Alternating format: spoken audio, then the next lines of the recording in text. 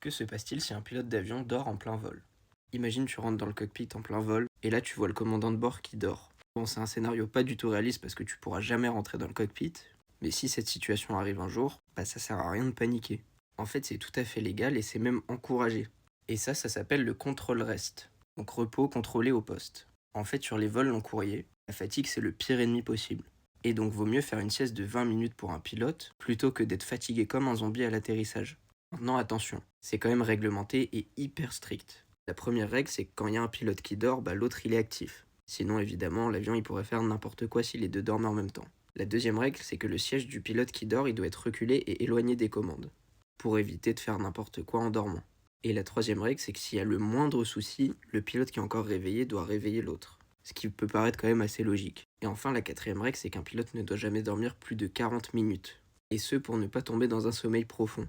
Parce que sinon, au réveil, bah, le pilote il serait dans les gaz et il ferait n'importe quoi pendant 20 minutes. Ça a été prouvé scientifiquement.